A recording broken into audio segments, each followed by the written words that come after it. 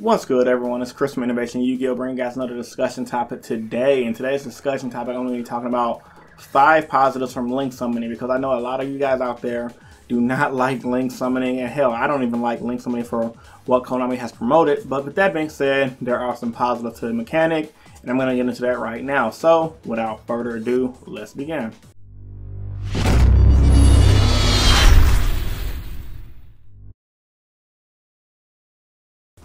Starting off by saying, like I said, man, the link summoning mechanic is really crazy. It's shaping the way of how Yu-Gi-Oh! Is being made, but there are some positives. Starting off with my number 5 positive. Something new to keep interest in the game. Now, as a lot of you guys already know, trading card games have their ups and downs, and they get really dull with like things like chess and checkers. But with that being said, variety is the spice of life. Like, we get new mechanics introduced into trading card games all the time to spice things up. I've seen trading card games, a great example of this was Battle Spirits, where the mechanics stay the same, deck power levels stay the same, and guess what? The game dies due to it getting dull. And I'm pretty sure there's a lot of other card games out there that has happened to. And yeah, man, like, it's this variety of spice of life type of thing. Something new keeps you interest. It's kind of the reason why people cheat on their significant other. Not that I condone it, of course, but with that being said, yeah, variety of spice of life, and I believe that is something that will spark more interest in the game and in the future of Yu-Gi-Oh! In general, with the changes and how it evolves from being just a basic game. Because back in the day, Yu-Gi-Oh! Was this normal summon, set, pass, tribute, and then post that it was fusion summoning, then post that it was synchro summoning, XYZ summoning, pendulum summoning, and etc. And every time a new format was introduced, they thought that it was going to kill the game, but they were wrong. And who's to say the same thing is not going to be said for link summoning? So yeah, number 5, variety of spice of life, pretty much. Number 4, the chance of a slower format. Now, with that being said, from the synchro era up until Yu-Gi-Oh! Now, we've been having a hell of a long time in the fast format. And right now, currently in the LCG, we have Tricksters, which is the Link deck, well, Link era deck, and we have the Stargrails, which is another Link era deck. The Stargrails are pretty much a really speedy deck, but the power of it is not that insane, and the deck, from the looks of it, can seem like it loses to Kaijus, which is crazy. But right now, we're in a format of Zodiacs, and they combo off of one card. One card. And that's insane, just due to the fact that I can just play one card, bring out an entire field, and pass. Now, Link format, you can do the same thing, but you have to use Link monsters to accomplish that, and it's less potent. So, with that being said, we're going to have a slower format, and if Konami keep it on the right track, it can slow down Yu-Gi-Oh! Because after Zodiacs, what we're going to have next is start off with no hand, special summon directly from the deck. Like, Yu-Gi-Oh! Was getting ridiculous as it is, so yeah. A chance of a slower format is definitely something to look forward to. It's not guaranteed, especially because the Stargirls are already a fast deck. But like I said, it's something to look forward to.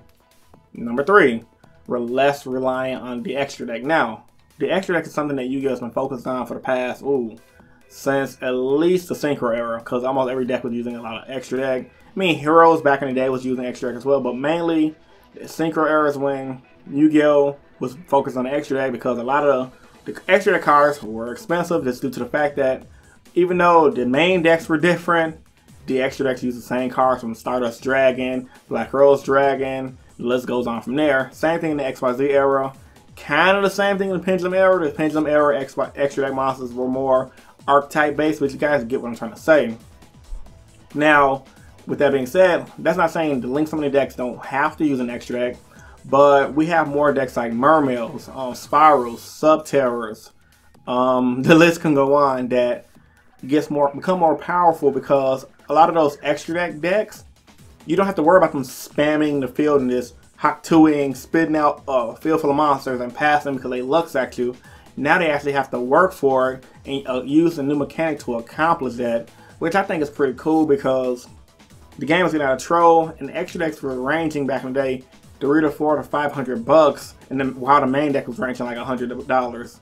So that's pretty much insane, and that just goes to show you that the extra deck cards are what was really costing people a pretty penny, versus the main deck outside of a few key cards like hand traps and etc. So yeah, number 3, less reliant on extra deck, and because the game has evolved to the point where a lot of non-extra deck decks can survive, but the extra deck decks remain on top. Now they might see an even playing field. At least for now. I mean, who's to say that we won't get a link deck in the future where you can combo off one card just like you can with Zodiac and just go off. There's no telling what Cold Money will do. Number 2, they are killing Pendulums for now. Now, Pendulums are a cancerous mechanic, and they're having their final showdown to the North American WCQ next month, because Pendulums are going to pretty much have full power with Skull Crowback Joker, minusing all the Pepe stuff. But with that being said, the mechanic gets hit from now. Now, for you guys that do not know what's going to happen to the Pendulum mechanic post Link format, essentially they're not going to have Pendulum Zone anymore. The Pendulum Zones are going to be in your Spell and Trap card zone. And when you Pendulum Summon, I believe the monsters go to the main monster zone. So essentially, when you Pendulum Summon back from like an extra deck, they go to, you can only bring back one monster versus losing the entire field and keeping your scales and spitting back an entire field. That was retarded, and there was a lot of crappy players who, I'm not even gonna lie, I don't even see them doing good anymore. That once Pendulum died, their Yu-Gi-Oh career died with it, and that's just due to the fact that how cancerous Pendulums are. So yeah, man, it kills Pendulums for now. The Pendulum mechanic was honestly an issue. Like, honestly, when it comes down to Yu-Gi-Oh, now to think about it, the XYZ era was really great for what it was. It wasn't that bad, but the Pendulum era, oh my god, like, just the fact that you can work hard to kill your opponent's board, and then just to watch them bring it back next turn, or rip a scout, then search out their other skill and go off, that just shows how powerful that mechanic is. So yeah, it's shutting Pendulums down for now, but that's not to say that Pendulums won't have a revolt later on in the Link era. You might have a Link Pendulum deck going on. The list can go on from there, like Link Pendulum monsters. So yeah, be on the lookout for that in the near future, hopefully. But yeah. And last but not least, the number one positive from Link summoning, and something that I'm looking forward to, is potential increase in tournament play on a local level. Now, regional and YCS and even national level tournaments have been at a good number for me. I mean, I watched Robbie Cole's video talking about how our card game's dying and numbers are down for major events, but we do have great high numbers still. But what about locals? Honestly, in Chicago, locals are up and down depending on the format, and we have a lot of high school kids who, honestly speaking, they hate the format. And even on the free days, they don't want to play. And this is mainly due to the fact that what's the point of playing when you're probably not going to be able to win, because Billy Joe from down the street bought a full power Zodiac deck and he can combo off one card. Versus when I first got back into Yu-Gi-Oh 5 years ago, people was just entering with their deck they built 2 formats ago and still doing pretty well on a budget because the game wasn't that ridiculous. And guess what format that was? The XYZ era. So I noticed once Pendulum era took about, local level started to die down. It may fluctuate. You might have a high local for 30 to 40 people. But for the most part, you're not getting a lot of those little kids and teenagers that are really the future competitive players of the game. A lot of people in my age bracket are growing up, they're quitting, and you're not going to really keep a lot of the younger players and high school players in the game with cancerous formats, because they will go to things like Pokemon and other card games that are a lot more balanced and fair, or even Hearthstone, because that way they don't have to ask their mom to take them locals, they can just play from the comfort of their own home. So hopefully with Link Summoning being a new mechanic and keeping things fresh, the format will roll into a slower format, and people, Billy Joe's cousin, Bobby, or whatever, I'm just making up names, will be able to take his deck that wasn't that great and do pretty well on a local level because he is a skillful player, but he doesn't have to worry about his opponents spitting out of the field and telling him pass. So, with all that being said, guys, as a recap to this video, I said number 1 potential is increase on a local tournament play. Number 2 potential, it can kill Pendulums. Number 3 potential, less reliant on extra deck, which is good in my opinion. Number 4, chance of a slower format. Number 5, something new to keep the interesting game because of variety is the spice of life.